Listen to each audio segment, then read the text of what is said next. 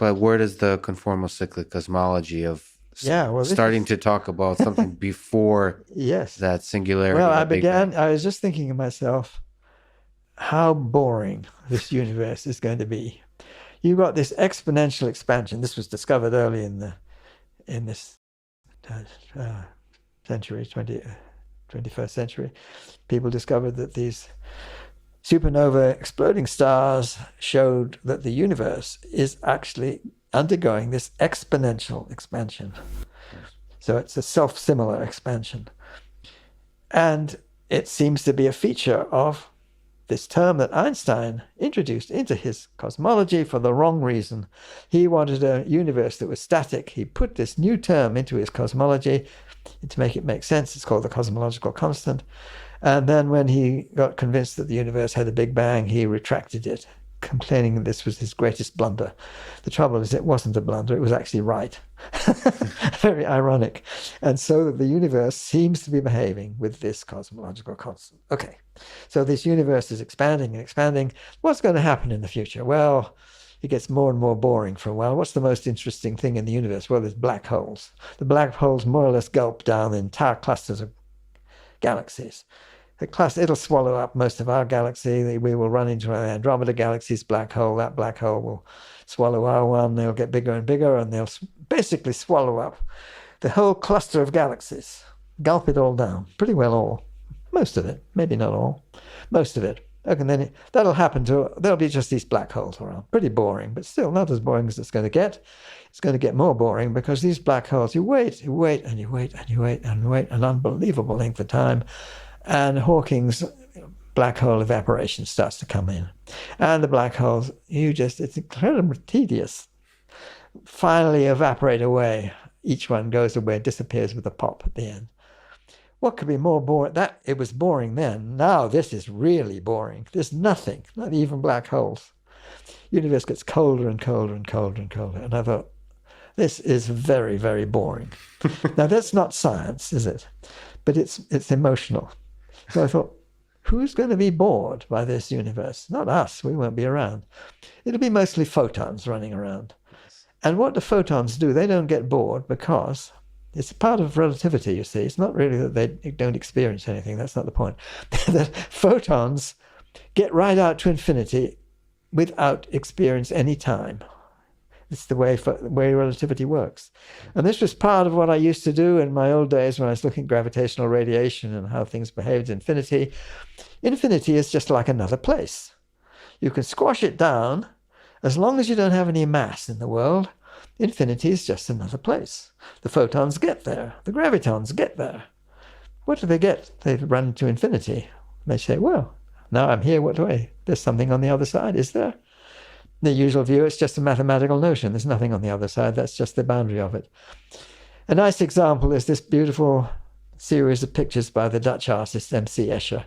You may know them. The one's called Circle Limits. They're a very famous one with the angels and the devils. And you can see them crowding and crowding and crowding up to the edge. Now, the kind of geometry that these angels and devils inhabit, that's their infinity. But from our perspective, infinity is just a place. Okay, Sorry, can you just take a brief pause? Yes. And just the word you're saying, infinity is just a place. So, for the most part, infinity, sort of even just going back, yes, infinity is a mathematical concept. I think this is one. You think there's an actual physical manifest? Like, in which way does infinity ever manifest itself in our physical universe? Well, it does in various places. You see, it's a thing that if you're not a mathematician, you think, oh, infinity, I can't think about that. Mathematicians think about infinity all the time. Yeah. They get used to the idea and they just play around with different kinds of infinities and it becomes no problem. But you just have to take my word for it. Got it. Now, one of the things is, you take a Euclidean geometry. Well, it just keeps on going and it goes out to infinity. Now, there's other kinds of geometry, and this is what's called hyperbolic geometry. It's a bit like Euclidean geometry. It's a little bit different. It's like what Escher was trying to describe in his Angels and Devils. And he learned about this from Coxeter. And he think that's a very nice thing. I try and represent this infinity to this kind of geometry. So it's not quite Euclidean geometry. It's a bit like it, that the angels and the devils inhabit. And their infinity, by this nice transformation, you squash their infinity down so you can draw it as this nice circle boundary to their universe. Now, from our outside perspective, we can see their infinity as this boundary. Now, what I'm saying is that it's very like that. The infinity that we might experience, like those angels and devils in their world, can be thought of as a boundary. Now, I found this a very useful way of talking about radiation, gravitational radiation, and things like that. It was a trick, mathematical trick.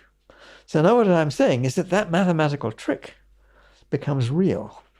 That somehow the photons, they need to go somewhere, because from their perspective, infinity is just another place. Now, this is a difficult idea to get your mind around. So Yes. that's why one of the reasons cosmologists are finding a lot of trouble taking me seriously. But to me, it's not such a wild idea. What's on the other side of that infinity? You have to think, why am I allowed to think of this? Because photons don't have any mass. And we in physics have beautiful ways of measuring time. There are incredibly precise clocks, atomic and nuclear clocks, unbelievably precise. Why are they so precise? Because of the two most famous equations of 20th century physics. One of them is Einstein's E equals mc squared. What's that tell us? Energy and mass are equivalent. The other one is even older than that, still 20th century, only just. Max Planck, E equals h nu. Nu is a frequency, h is a constant again like c, E is energy. Energy and frequency are equivalent. Put the two together, energy and mass are equivalent, Einstein, energy and frequency are equivalent, Max Planck. Put the two together, mass and frequency are equivalent. Absolutely basic physical principle. If you have a massive entity, a massive particle, it is a clock with a very, very precise frequency. It's not, you can't directly use it, you have to scale it down. So your atomic and nuclear clocks, but that's the basic principle. You scale it down to something you can actually perceive. But it's the same principle. If you have mass, you have beautiful clocks. But the other side of that coin is, if you don't have mass, you don't have clocks. If you don't have clocks, you don't have rulers. You don't have scale. So you don't have space and time. You don't have a measure of the scale of space and time. Scale So you of have space and time. You do have the structure, what's called the conformal structure. You see, it's what the angels and devils have. If you look at the eye of the devil, no matter how close to the boundary it is, it has the same shape, but it has a different size. So you can scale up and you can scale down, but you mustn't change the shape. So it's basically the same idea, but applied to space-time now. In the very remote future, you have things which don't measure the scale, but the shape, if you like, is still there. Now that's in the remote future. Now I'm going to do the exact opposite. Now I'm going to go way back into the Big Bang. Now as you get there, things get hotter and hotter, denser and denser. What's the universe dominated by? Particles moving around almost with the speed of light. When they get almost with the speed of light, okay, they begin to lose the mass too. So for a completely opposite reason, they lose the sense of scale as well. So my crazy idea is the Big Bang and a remote future, they seem completely different. One is extremely dense, extremely hot. The other is very, very rarefied and very, very cold.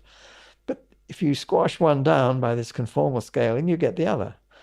So although they look and feel very different, they're really almost the same. The remote future, on the other side, I'm claiming is that, where do the photons go? They go into the next Big Bang. You've got to get your mind around that crazy idea. Taking a step on the other side of the place that is infinity.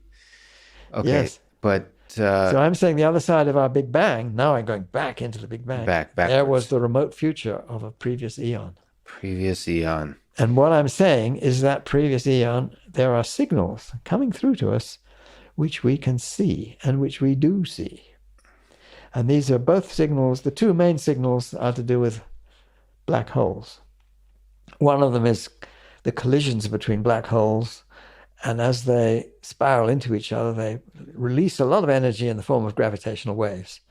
Those gravitational waves get through in a certain form into the next eon. That's fascinating that there's some, I mean, maybe you can correct me if I'm wrong, but that means that some information can travel Yes, from another eon. exactly. That is fascinating. I mean, I've seen somewhere described sort of the discussion of the Fermi Paradox. That if there's intelligent life, Yes. being communication immediately takes you there. So We have do a you think? paper. I have my colleague Vahir Gurzajan, who I worked with on these ideas for a while. We have a crazy paper on that. Yes, So looking at the Fermi paradox. Yes, right. So if the universes are just cycling over and over and over, punctuated by Yep. punctuated the singularity of the Big Bang, Yes. and then intelligent or any kind of intelligent systems can communicate through from eon to eon. Why haven't we heard anything from our alien friends? Because we don't know how to look. That's fundamentally the reason. Because I don't know. You see, it's speculation. well, I mean, the SETI program is a reasonable thing to do, but still speculation.